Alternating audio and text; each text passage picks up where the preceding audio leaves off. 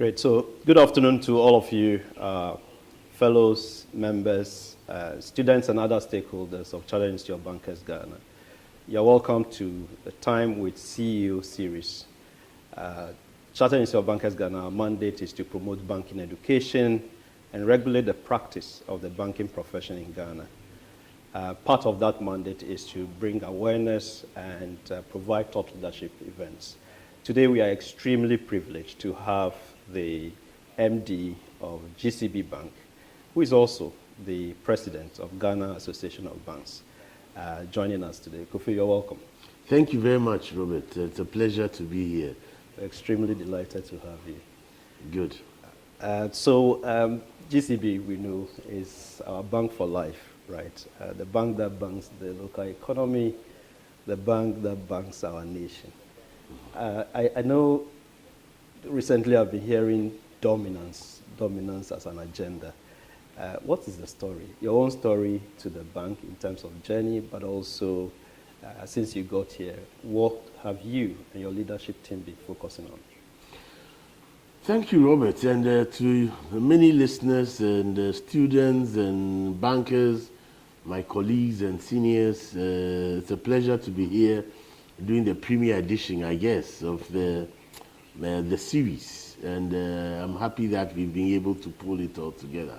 So thank you all for your time. But dominance, GCB, yes, we've been talking about dominance, but you know, we are eagles. If you look at our emblem, our logo, we are an eagle, and eagles don't settle for less. Eagles always want to dominate. But on a more serious note, you know, this bank is over 70 years old now 71 years. We just celebrated our anniversary not too long ago, last year. And we've been around quite a while. Now, GCB is a people's bank. GCB, everybody has a relationship with GCB. It's just about the right time now for GCB to begin to assert itself. It's just about the right time. We've always been trying to improve our services to our customers, to improve our reach to our customers. And after 70 years, we think that, this is the time. This bank has all it requires to dominate. Okay, it's a people's bank. It was set up to support Ghanaian businesses. It was set up to support private individuals. It was set up to support a public sector. And that's what we are focusing on. We are only trying to do our work in a very enjoyable way. We are trying to do our work in a manner that our customers benefit from. Yeah. We're trying to do our work in a manner that our stakeholders, in particular our shareholders, value is created within all the risks that we have to contend with. In doing that, we want to be the best. And that's why we want to dominate. We want to dominate for our country. We want to dominate for our stakeholders. We want to dominate for ourselves. That is why you've been hearing the story of dominance, the story of dominance. It's a journey. We are not there yet, but we'll eventually get there. Excellent. The People's Bank that creates value for all stakeholders. Exactly. So my coming into GCB, I joined the bank almost 4 years ago. And I've met very wonderful people, extremely talented staff. This bank, like I said, 186 branches, connected all over the country, over 3 million customers. It's a strong bank, strong capital. Okay, so what we're trying to do since I joined the bank, unfortunately, I have been challenged with one problem after the other. After COVID, we ran into challenges with logistics in Ukraine, then we ran Ukraine, Russia, then we ran into the problems of the domestic debt exchange program. Sure. So it's been a challenge. It's been a challenging 3.5, 4 years. But with the type of board I have had and the support I've had from board, and more importantly, with the staff. The staff that I have worked with, fantastic staff, and then our customers, okay, who have understood us, who have stood by us, our loyal customers. Yeah. The story is beginning to change. We're not where we want to be, but we are very hopeful that we set ourselves on the right track. And so there's some progress. Clearly, there's light at the end of the tunnel, and we do want to continue to do what we are doing, and we are very sure that that dominance will definitely be achieved. Excellent. So, Robert, that's about GCB and the story. We're just trying to do some good banking. No, I can appreciate that. You know, you know, your passion is quite evident in your submission. You didn't talk about yourself in terms of your own journey to the bank. Oh, myself, But I'm the chief servant here. So there's the people who get the work done. Sure. The people get the work done, and I try and support them and back them up when the going is tough, and we get along. We'll get there. Excellent. Before joining the bank, where were you? What did you do previously? And I'm actually intrigued by you have 3 million customers. That's more than the population of maybe Gambia. You know, so your own journey. Yes. My journey. I've a banking career of over 30 years. I started off with Meridian BIO, which became the Trust Bank, and then from there I joined EcoBank, where I worked for almost a decade in EcoBank, and then and all of this was in my early years. I had looked at operations and treasury type of banking, and I joined EcoBank. I did corporate banking in EcoBank for a decade. Joined as an executive director for Barclays Bank, now APSA, where I worked for also 5 years as an executive director for corporate banking. I took over from the big shoes of Alassane and Dani, who then used to be at Barclays and moved on to Stanbic. So from my time with Barclays, I then joined the African Airport Import Bank, which is a multilateral development finance institution headquartered in Cairo, where I worked also for a little over a decade. And then I found myself coming back to my first love, GCB Bank, in 2020. Huh? Yes, 2020, November of 2020. I found myself coming back to GCB Bank. Why all of this movement around? I think I like challenge. Sure. I think it keeps you going. It keeps you younger. It keeps you thinking. It keeps you learning, trying to solve problems, trying to do what some people think is impossible to do. We try to get those things done. And I thought GCB at the time had all the credentials that I wanted, and I lent my support to work for a bank like GCB, and that's why we're here. Excellent journey. I'm sure our members, and particularly our students who aspire to be like you, will find that career trajectory very inspiring. And so I suspect your blood is liabilities and assets and deposits and customers. But it's not by coincidence then that you are also the president of Ghana Association of Banks, because you know this industry well. Where are we as an industry, in your view, and then where are we headed? What's your aspirations for the industry in the future? Thank you very much, Robert. But as an industry, I think we are beginning to come out of our difficulties. Sure. Okay, and the results are beginning to show for themselves. Prior to the debt exchange program, you will recall that the banking industry was just trying to understand and manage all the challenges and bad loans that COVID potentially had left on us. Yeah. And so in the midst of all of that, we then had to contend with the domestic debt exchange program, which dealt a big blow to many banks, particularly banks like GCB. Yeah. But I can tell you that as an industry, I think the worst is behind us. We need to work more assiduously to get back to where we were pre-debt exchange program. There are challenges. You see NPLs are still very high. Interest rates are high. Happy to see MPC rates come down by 200 basis points. So moving in the right direction. Inflation tipping down. Exchange rate, we still have some challenge, but it's not as bad as it used to be a year and a half ago. So hopefully we bring the exchange rate under control, inflation comes down, interest rates come down, and it's a more conducive environment then for the banks to thrive.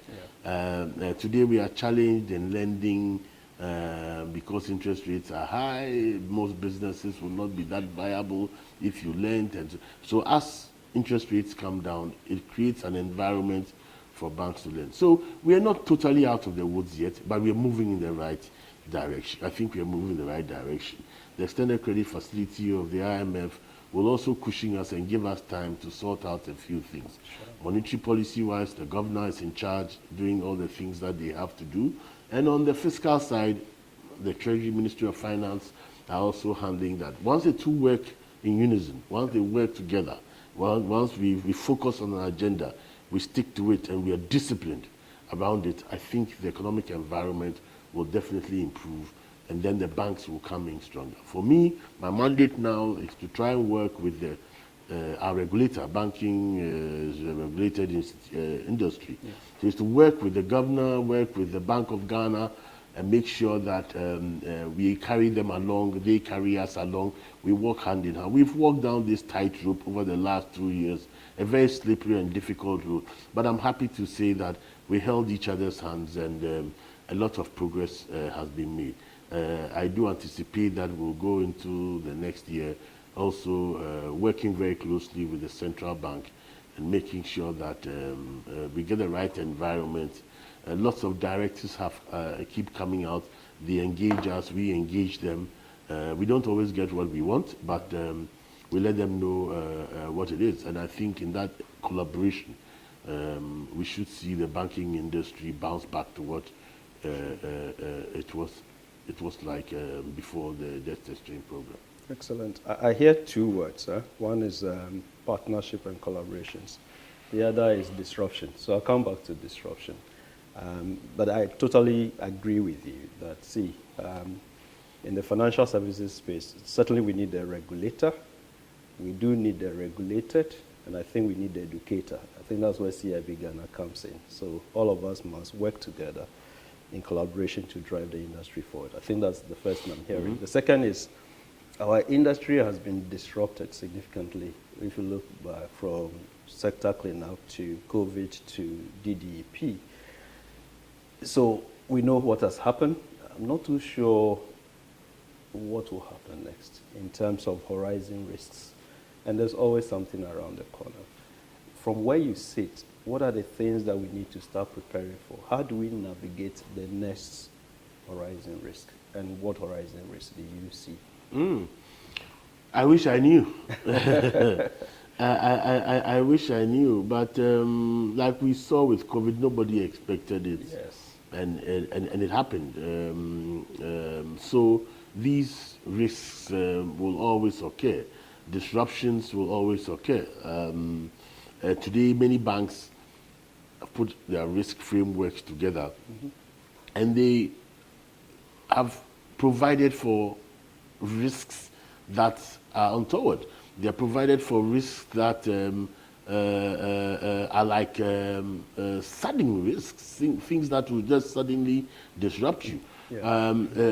You have to build a strong balance sheet, okay? And that's why it's important that we recover quickly from the challenges of the debt exchange program, COVID, and all of that, and get back to building our balance sheets. What do I see into the future?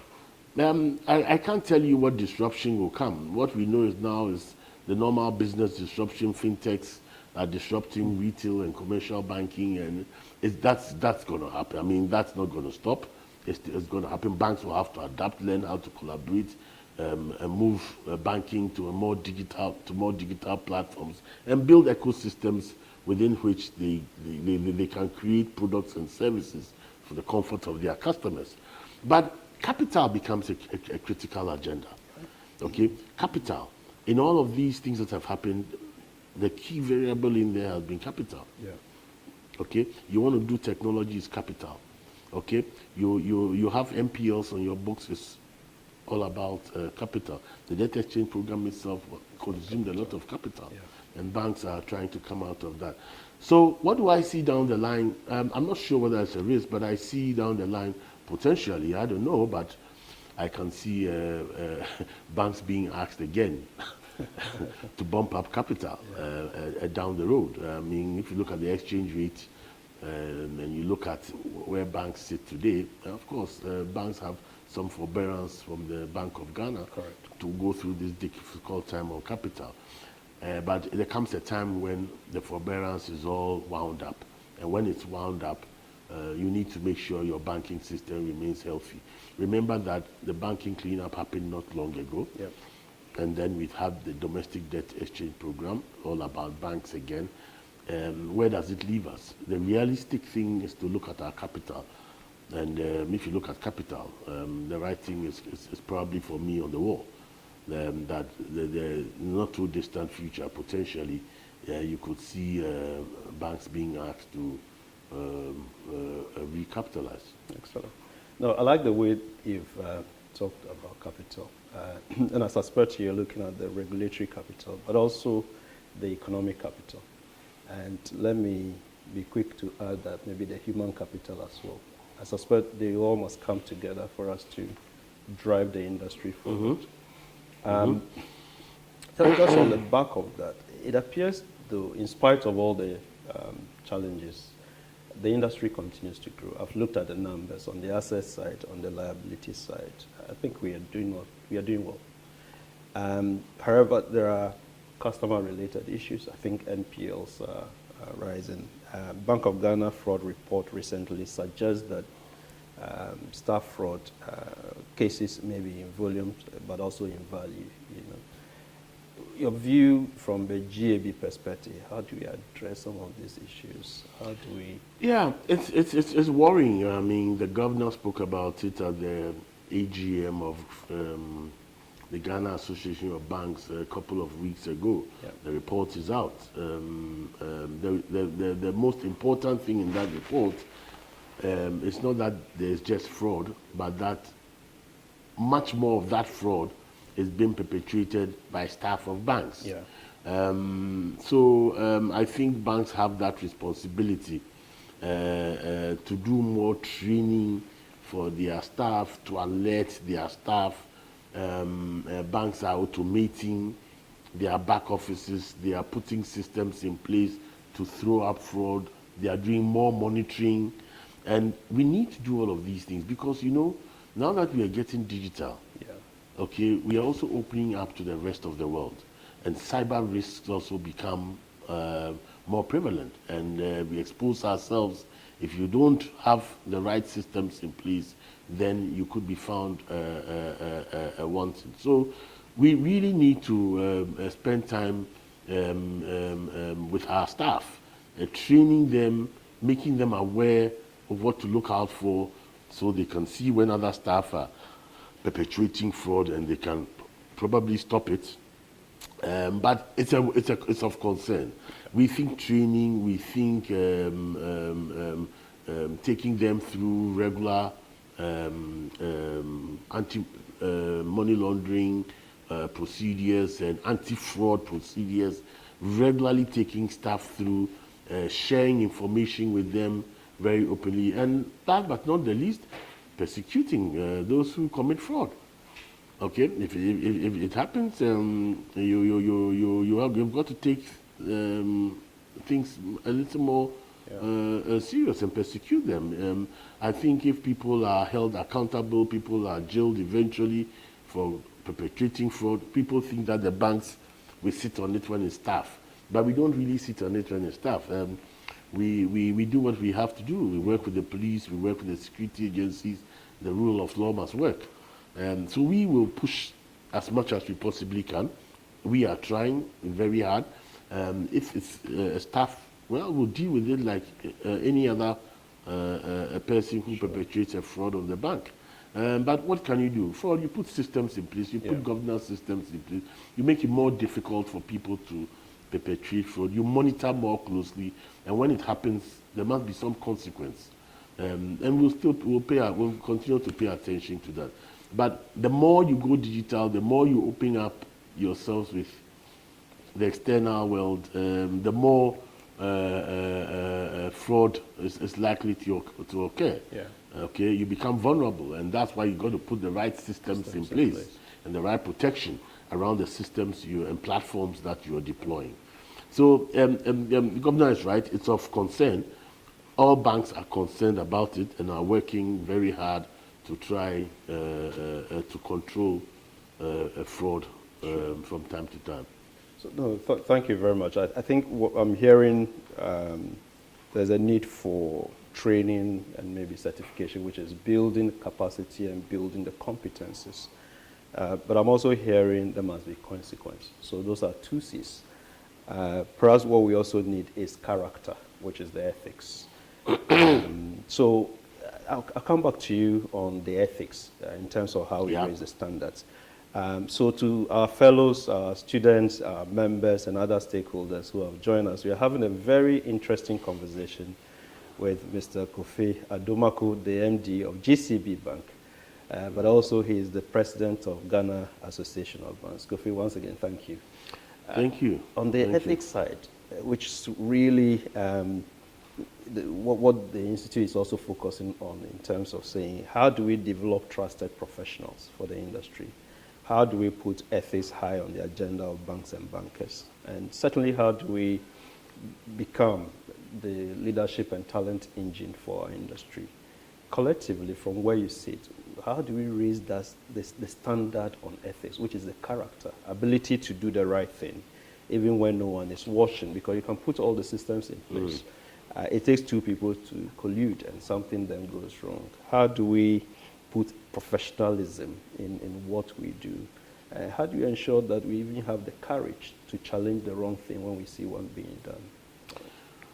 Robert, you're right. I mean, ability to do the right thing when nobody is watching is difficult. You can only preach the good word of ethics. Yeah. You can only build capacity. You can encourage people to be responsible. People must begin to see what's in for them in the institution in which they work. If people work in an institution and they only come there because they will earn a salary, then they also do not have that obligation to the future of the institution. Yeah. They only want what is in for them. But I think that as times are difficult everywhere, okay, so you cannot complain that times are difficult, and that's why people are unethical.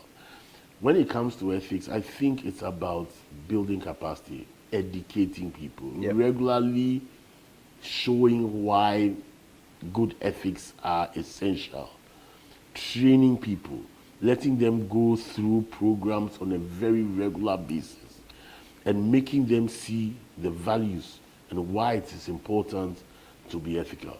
Banking is a very noble profession, okay? It's all built around trust. If people don't trust you, then you're finished. The banking industry has gone through, globally, it's gone through challenge. Okay, and people have kicked at banks and says all kinds of things about banks. It's about time that banks also begin to show that, look, when it comes to ethics, it's not lost. Okay, so how can that be done? I think is by training, collaboration. The Chartered Institute of Banks, put it in your curriculum. Train people. The employee value proposition of banks, put ethics in there. Ensure that we train people on ethics. Let's refresh their minds about ethical things. Let's refresh their minds why they need to be ethical in what they do. It's only by reminding people, it's only by continuously building that capacity that people become aware. It's important that we create the awareness. Yeah. Last but not the least is leadership at the top. It must be demonstrated. You cannot expect your colleagues down the ladder to hold up to high standards of ethics if the leadership at the top does not. The boards, the people who sit on boards of banks, like I said, banking is a very noble profession. If you earn the right to sit on the board of a bank, then you know the responsibilities that this presents. Okay, so when we put people on boards, when we put people as executives in banks, okay, you see the Bank of Ghana has come up with a fit and proper, Yeah. making sure that the type of people who get into these positions are people who have high ethics, have high values. Okay, and we can only drive this from the top by walking the talk and leading that way. Nobody can whip ethics into somebody. Right. Okay, it's by training, capacity building, developing, encouraging, letting people see why they need to be ethically sound, and rewarding them for doing the right things. Yeah. That's what's important. Excellent, excellent. And you make a fundamental point, which is from the top, the tone at the top. It has to be driven from the top. I'm told that the fish rots from the head, and therefore, perhaps that's where we should start from. And I like your focus on it, by the way. The CIB Ghana and Bank of Ghana develop ethics certification. I'm glad that you have shown leadership by enrolling staff of the bank, GCB Bank, on that program. The other for us is really making sure that those at the senior level are going through what we call the Chartered Banker for Executive Leadership, where there's a sharper focus on ethics and professionalism. So it's great to see what you are doing, and the fundamental point about at the board level, at the senior level. If we can all lead by example, that will make a difference. Robert, if we really lead by example, people, the biggest challenge we have, in my opinion, is around it's about corporate governance. Yeah. Okay, it's about corporate governance. The continent suffers from corporate governance. Okay, and if we as leaders can show the way and lead in that way, show values, show respect, show ethics, and stand for it, the rest will follow. It takes time, but the rest will follow. I agree. Because it's a cultural thing. Huh? If you don't do it, it becomes a way of doing business. Yeah. The way of doing business is to be unethical. And so people become unethical. And after some time, you don't even realize that you are being unethical. Yeah. It becomes the norm. Yeah. Okay? It must be disrupted. And it can only be disrupted by leadership, by corporate leadership. Okay, so like I said, banking is regulated by the central bank. We as leaders in banks must take the bull by the horn and push that agenda. If we push that agenda, it will happen. Fraud, I'm not saying will be 100% removed, but we can bring it under significant control. I agree. I agree with you, Kofi. It's really the way to go. I'm told that our industry is regulated the way it is because it's the second most risky profession in the world. Guess what the first is? Aviation. If a pilot makes a mistake in the skies, people die. When bankers make mistakes, people die. Except that from our perspective, we are unable to count the cost sometimes. We don't know how many people lose their, income or savings when we make mistakes. So we make an important point. It's okay. It's okay to make mistakes. We're human. Yeah. And we work in a human institution. And we'll always make mistakes. What we are talking about is deliberate, if there's something called deliberate mistakes, that's where the problem is. Yes. Yeah. And in the banking industry, it happens in one bank, it affects the other bank. Banking is built on trust. Absolutely. Banking is built on trust. If trust is broken, then there's no bank. So it's very important. It's not just for GCB or just for Bank X or Bank Y. It's for the entire banking community. We need to preserve this ethical thing. And that's why the Bank of Ghana is concerned about where a lot of this fraud is coming from. Sure. No, you make trust. Trust is really our currency. Cash is the raw material we use, but exactly. trust is the currency in banking. If I were to just move the conversation forward, the financial sector is a catalyst for transformation. ESG is a big thing today. ESG is environmental, social, and governance issue. how do we leverage the power to drive environmental stewardship, but also drive social impact, from where you see. And then if you situate that in terms of the destruction of our water bodies and all the things happening around us, we have a say and we do have the power. What's your view and what's your thought and how should we be proceeding? ESG is more than a buzzword. It become the most topical issue now. Everybody is talking about ESG. It's very important. Yeah. It's very important, and it's a new way to think. It's a new way to do business. It's a new way to work with your customers and all of that. And banks, play that intermediary role. Intermediation. Yes. Okay? So we have a big role to play as to who we take money from, how we reward those we take money from, and who we lend money to. Yeah, I agree. And what the people reward, how they reward us for the money we lend to them, the interest that they pay, and the type of businesses. So banks can dictate how to deploy ESG in their businesses. Yeah. Get ESG embedded in your business. You can dictate the type of customers and the type of products. Remember that the Bank of Ghana itself, okay, has also set up some guidelines for the implementation of ESG. Correct. Okay, and is beginning to follow up and follow through with banks. So, excuse me, banks have a big role to play.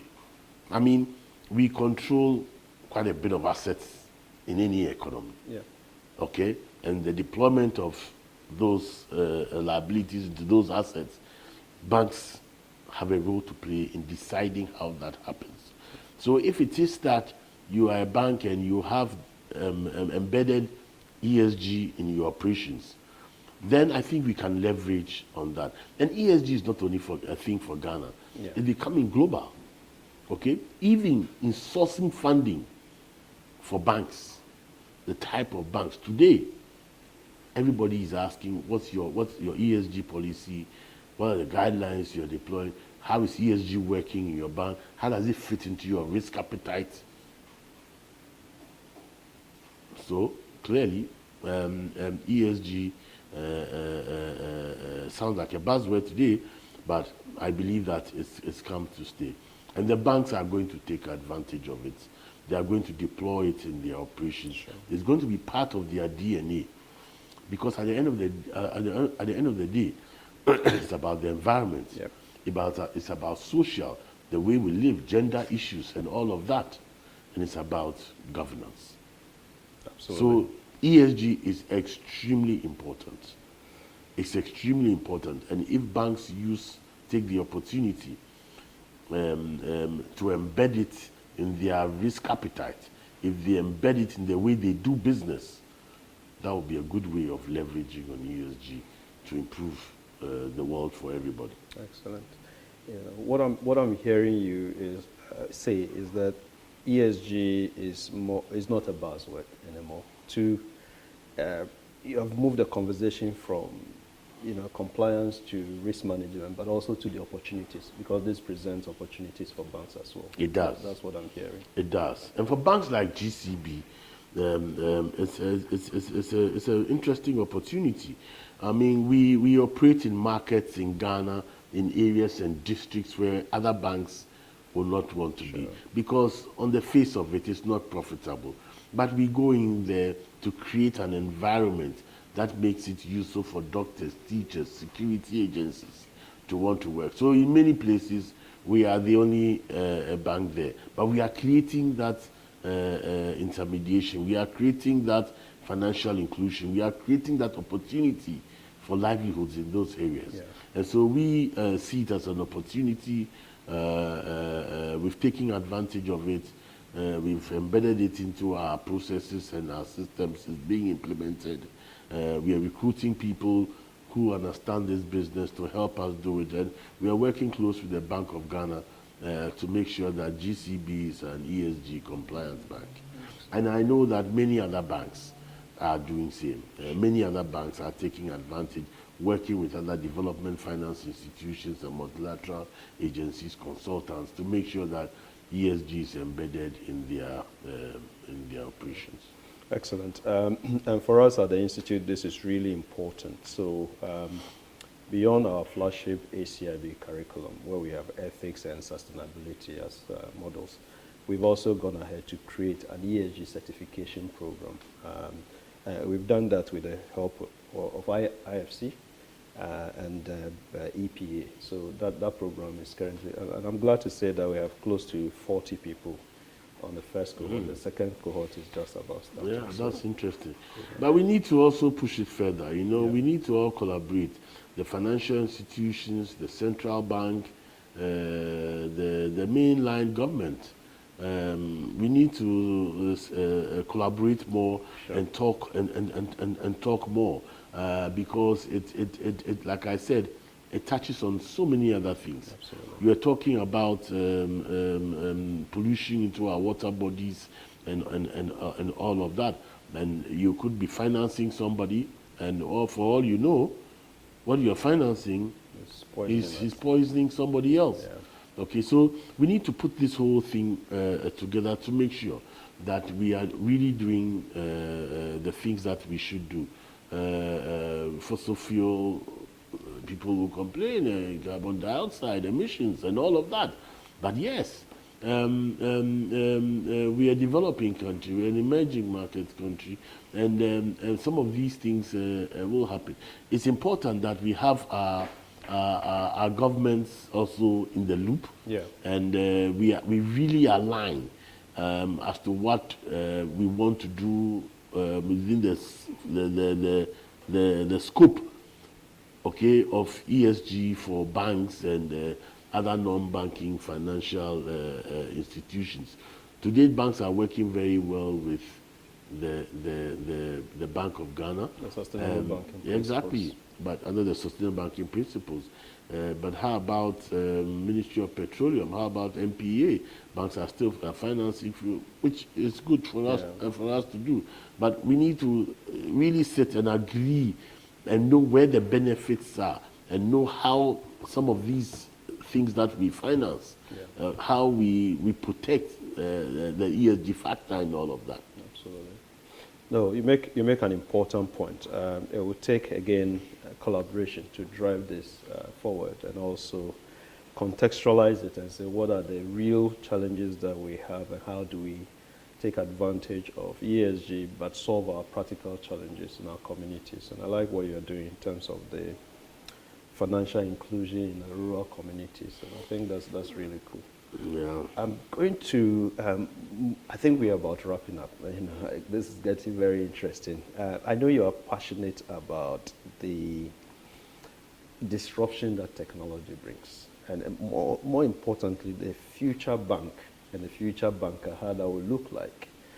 In that, we know that the business models and operating models of banks are getting disrupted. How do we as a sector leverage technology, make sure that we infuse that into our business models, but manage the risk around it and ensure that we are sustainable into the future? And what skills should future bankers, or maybe present to future bankers, be focused on? Interesting question, but I think the future banker is going to be very different from me. Very different. It has to be very different because technology, we say it used to be an enabler. It's no longer an enabler. It's the real deal. Yeah. Okay? Technology is driving banking. Technology is now in the driving seat. Okay, so very soon, and I'm sure you've heard this all over the place, that the world does not need banks. The world needs banking, okay, and all of that. But if you look at it, it's true. Yeah. You look at Apple, you look at Walmart, you look at all these big retail franchises. Yeah. Today, they are using technology, created ecosystems, and the payments are happening all over. Yeah. Payments are happening all over. So particularly in the retail Commercial banking business, disruption, the bus has left the terminal. We have to collaborate and find a way of working with fintechs to create convenience for our customers. The mobile phone has become very powerful. Yeah. All banks have apps, lots of transactions happening on mobile phones. The telcos are creating products. I don't think we are going to go back to it. It's true.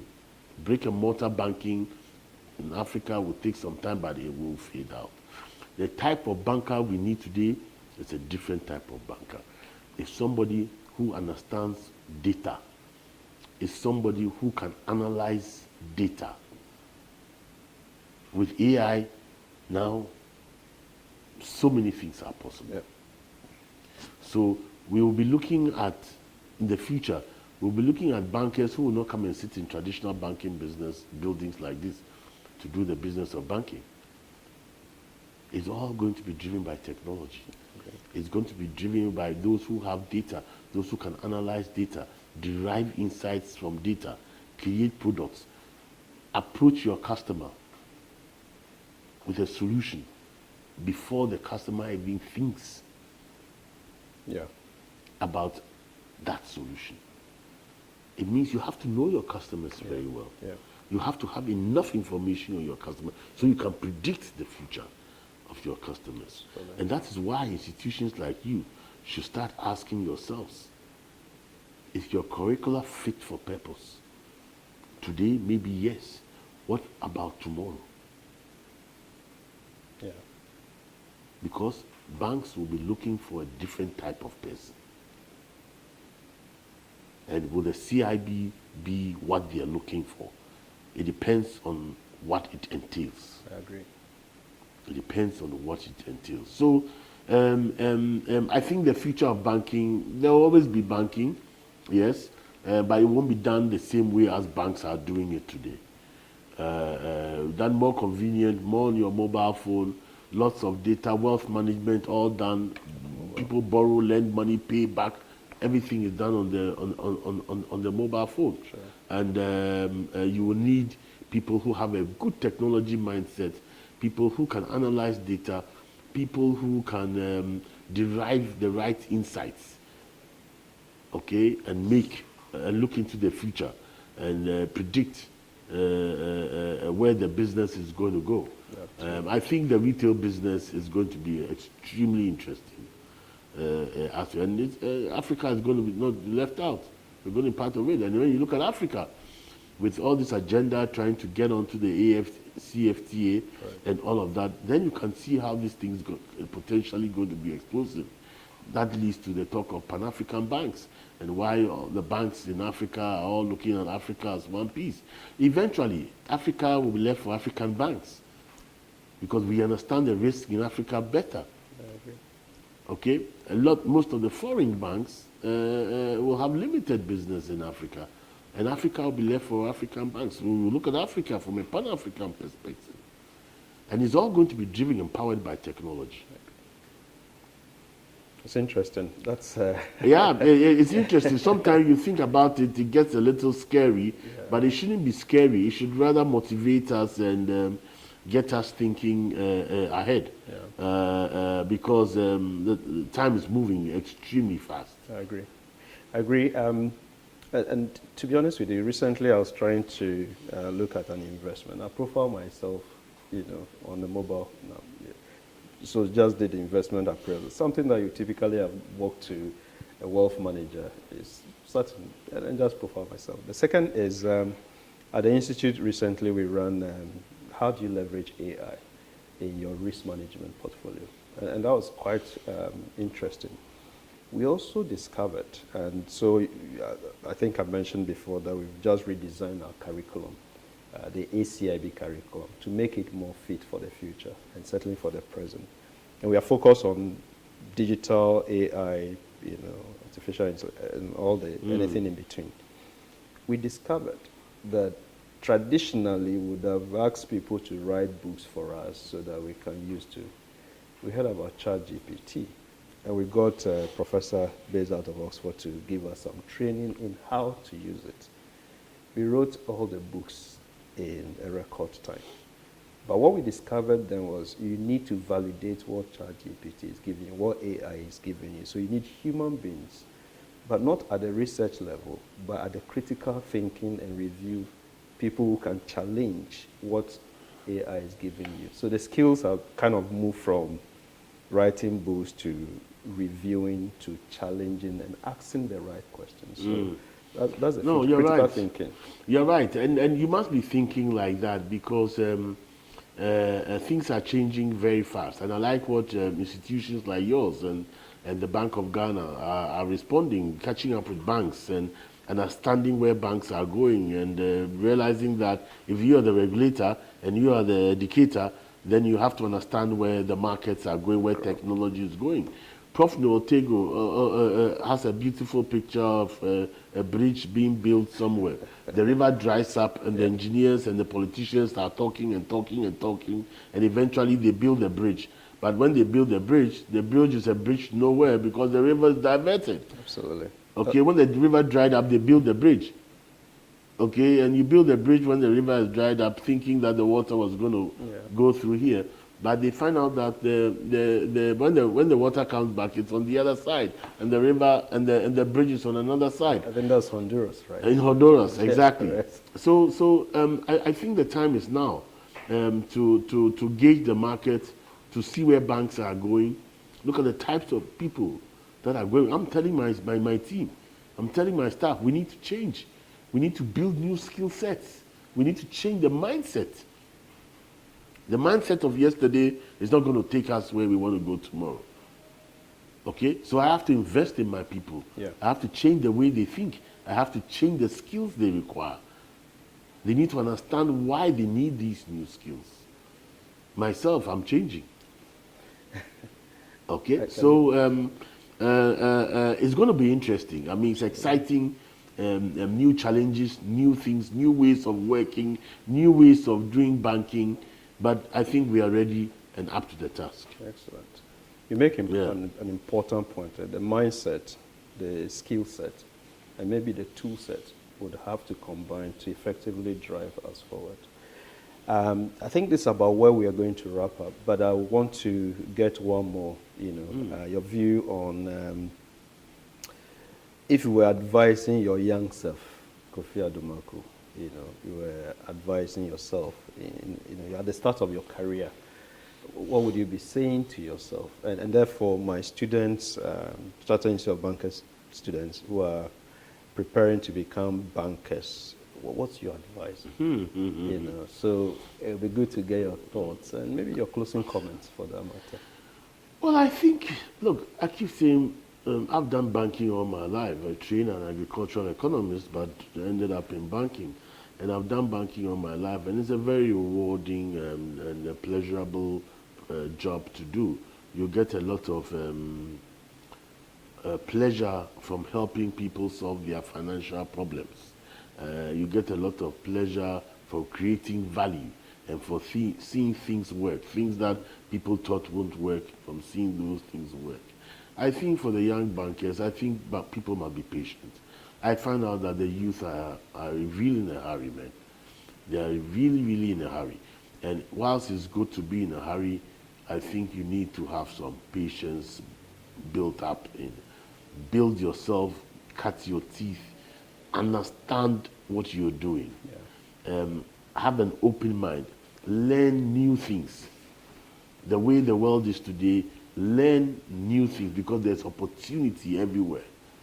It's only when you learn, then you can identify a lot of that opportunity. And I think people must, the key word is the ethical issue. Okay. I think as young bankers, please, invest your time in ethics, your values. Stand for something. Stand for something. It's only when you stand for something that people will respect. Yeah, sometimes you pay a price for standing for something, but that's the value in you. That you stand for something and you pay the price for what you stand for. Eventually, you will win. Eventually, you'll succeed. My I want to also wish the Chartered Institute of Bankers the very best. I think you also 60 not long ago. Yes. So you're our yes. senior brothers. yes. We are your senior brothers. But I also want to encourage you to also follow what's happening in the industry. Sure. We are all going through difficult times, but we are coming out of the difficult times, and it's only through collaboration and show of strong leadership that will see us land on the right side of where we want to land.